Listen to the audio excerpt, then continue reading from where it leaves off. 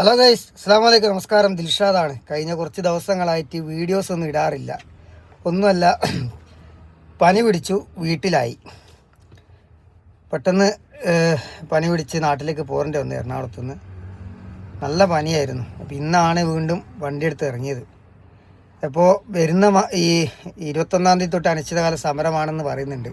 അത് അനിശ്ചിതമാണോ അല്ലെങ്കിൽ നിശ്ചിതമാണോ എന്ന് അറിയില്ല. എല്ലാവരും വില്ലിങ് ആയിട്ടുണ്ട്. എല്ലാവരും കേരളം ഒട്ടാകെ അനിശ്ചിതകാല സമരം ചെയ്യുന്നൊക്കെയാണ് കേൾക്കുന്നത്.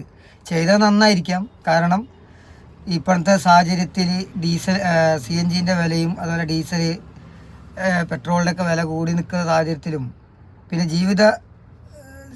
ജീവിത സാഹചര്യത്തിൽ എല്ലാത്തിനും ചിലവ് കൂടി. പക്ഷേ ഡ്രൈവർക്ക് കിട്ടുന്ന റേറ്റ് വളരെ കുറവാണ്. അത് അടിസ്ഥാനത്തിൽ മുന്നോട്ട് പോകുമ്പോൾ ഒരു ഡ്രൈവറിനും ഇത് ഓടിയിട്ട് ജീവിക്കുന്ന ഡ്രൈവർമാർക്ക് ഇതുകൊണ്ട് എന്തായാലും ഒക്കാണ്ടാകുന്ന സാഹചര്യമുണ്ട്. ലോണും അതേപോലെ തന്നെ മറ്റുള്ള EMIയും സർവീസ് കോസ്റ്റും ഇതൊക്കെ കൂടുമ്പോൾ വലിയൊരു എമൗണ്ടിലേക്ക് മാറുന്നുണ്ട്. അപ്പോൾ എന്തായാലും 21-ാം തീയതി സമരം വരട്ടെ. അതേപോലെ കഴിഞ്ഞ കുറച്ച് കാലങ്ങളായിട്ട് ഈ ആത്മഹത്യ ചെയ്ത ഒരു കുടുംബത്തിൻ്റെ വീഡിയോ ഇതിലിങ്ങനെ ഓടി നടക്കുന്ന കണ്ടിരുന്നു. അപ്പോൾ ആ വീഡിയോ വെച്ച് ഒരുപാട് ആൾക്കാർ സങ്കടത്തോടെയും വിഷമത്തോടെയൊക്കെ ഉള്ള വീഡിയോസൊക്കെ ഇടുന്നുണ്ട്. പക്ഷേ ആ ഇടുന്നവരും നമ്മളടക്കം ഓരോരുത്തരും അതിന് തെറ്റുകാർ തന്നെയാണ്. കാരണം ഒരാൾ ആത്മഹത്യയിലേക്ക് പോകുന്നതിന് മുമ്പ് ഏറ്റവും പ്രിയപ്പെട്ട ആളുകളോട് വരെ സഹായം ചോദിച്ചിട്ടുണ്ടാവും. ഇപ്പോൾ വാട്സപ്പിലൂടെ അല്ലാണ്ടൊക്കെ സഹായം ചോദിച്ചിട്ടുണ്ടാവും. ചിലർ സഹായം കൊടുക്കാൻ വന്നിട്ടുണ്ടാവും, ചിലരുണ്ടാവും അധികവും വരികയില്ല. ചിലരെന്ത് ചെയ്യും, വാട്സപ്പിൽ ഇത് കണ്ടു കഴിഞ്ഞാൽ മൈൻഡ് ചെയ്യേയില്ല.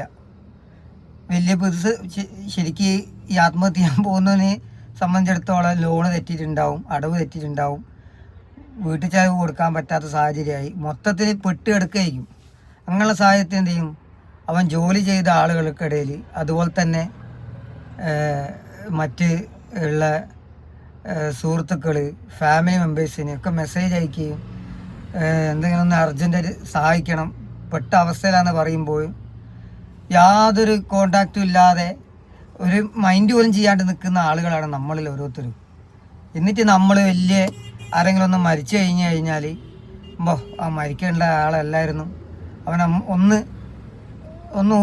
സംസാരിച്ചിരുന്നെങ്കിൽ, ഒന്ന് പറഞ്ഞിരുന്നെങ്കിൽ, അവൻ്റെ വിഷമം അറിയിച്ചിരുന്നെങ്കിൽ എന്നൊക്കെ പറഞ്ഞ് ഖേദം പ്രകടിപ്പിക്കലും അത് റീലായിട്ട് ഇടലും അതിങ്ങനെ ഫേസ്ബുക്കിലൂടെ ഓടലും അതിൻ്റെ ആ മരിച്ചവരെ ഫോട്ടോ കുറേ കാലം ഇങ്ങനെ ആ വീഡിയോയിൽ ഇങ്ങനെ അതാണ് ഇതാണ് എന്നൊക്കെ പറഞ്ഞ് ഓടുകയൊക്കെ ചെയ്യുന്ന കാണുന്നുണ്ട്.